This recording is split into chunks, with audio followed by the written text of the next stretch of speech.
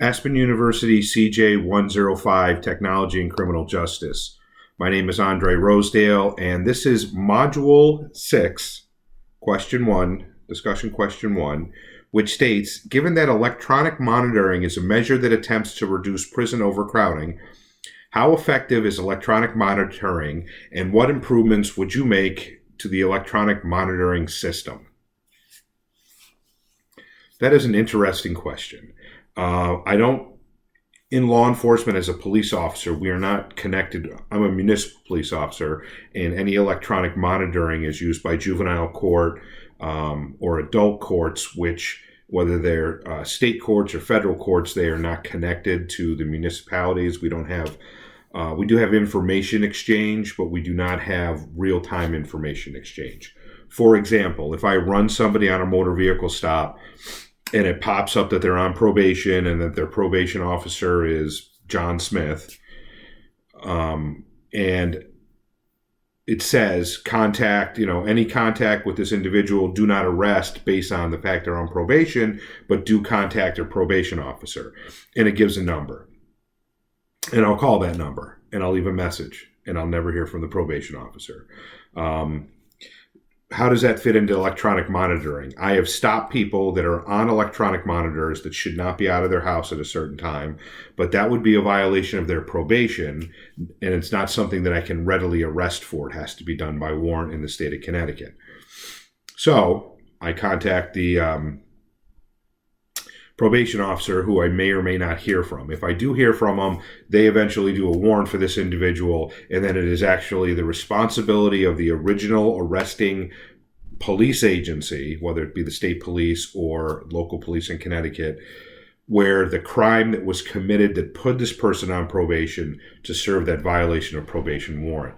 Granted, probation officers might do that, but they'll do that with the help of the police, and it goes from there.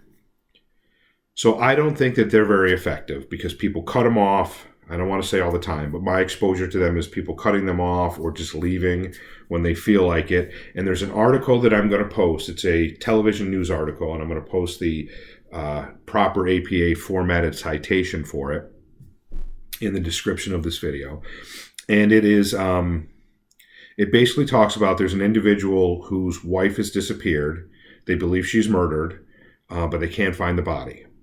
And he has been recently charged with a second count of destruction of evidence. And he has also had to seek court for not charging his electronic monitoring device.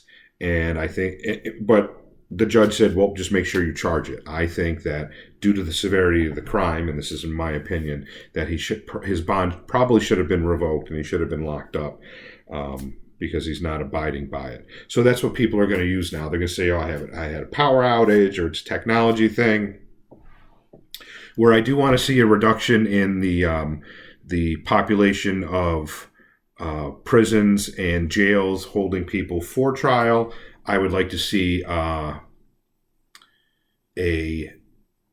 speedier trial happen for crimes that people are accused of. And sometimes it takes a very long time. For example, in traffic court, getting a seatbelt ticket.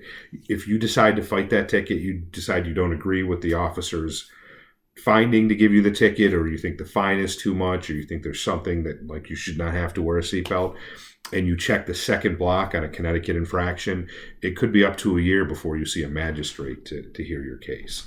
So I think that maybe we bring in a night court. If you don't have a night court, we bring in night court, or we do something to speed up trial to stop prison overcrowding in pre-trials. And that is what I think about electronic monitoring. Let me know what you think. I'd love to know your experiences if you're involved in law enforcement, probation. If it's not considered law enforcement in your state, it is not in Connecticut, which I think is wrong. Social work, whatever you may do, if you have experience with it, let me know what you think. And I look forward to your post. And don't forget the good APA citation, a reference for the article.